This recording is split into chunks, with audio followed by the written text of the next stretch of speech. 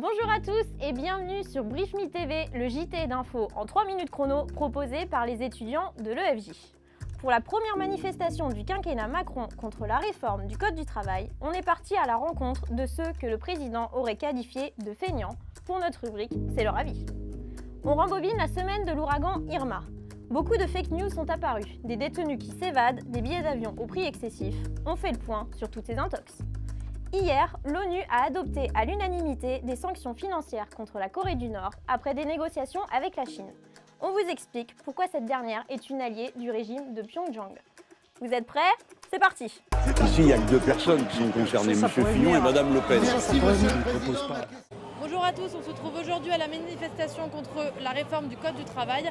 Après les propos d'Emmanuel Macron la semaine dernière à Athènes, on a décidé de donner la parole aux fainéants. Il en une seule chose à celui qui touche une allocation de merde qui lui permet à peine de survivre et qu'il aille lui dire espèce de feignant. Qu'est-ce que vous répondez à Emmanuel Macron qui vous définit comme des fainéants?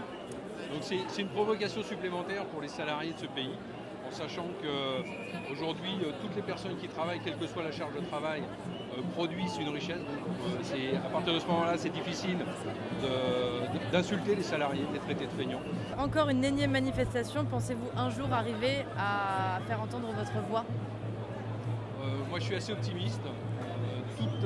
Toutes les luttes ont démarré doucement et c'est en faisant entendre notre voix comme ça que je ne désespère pas qu'à un moment on puisse avoir un résultat.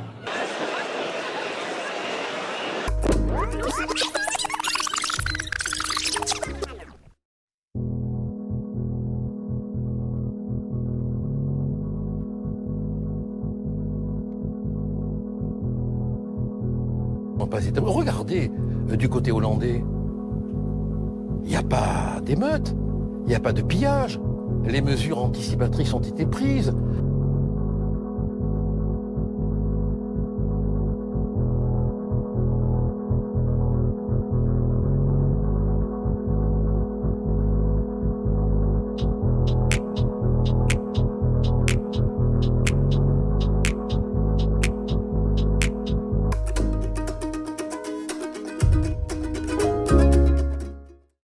Embargo partiel sur le pétrole et le gaz, interdiction des exportations de textiles, les peines de l'ONU sont tombées. Pourtant, les États-Unis ont tout d'abord proposé des sanctions bien plus lourdes, comme placer le régime de Pyongyang sous embargo et geler les avoirs détenus à l'étranger par Kim Jong-un. Mais c'était sans compter sur l'Empire du Milieu, allié historique des Nord-Coréens. Les Chinois s'opposent à l'écroulement du régime. Une réunification de la péninsule renforcerait leur sentiment d'encerclement par les alliés des États-Unis. Les Américains ont donc dû négocier. L'embargo pétrolier a été revu à la baisse et le gel des avoirs de Kim Jong-un supprimé. Pour la Chine, l'enjeu est avant tout économique. Leurs échanges commerciaux avec la Corée du Nord représentent en moyenne près de 500 millions de dollars par mois et 140 entreprises chinoises sont présentes sur le territoire.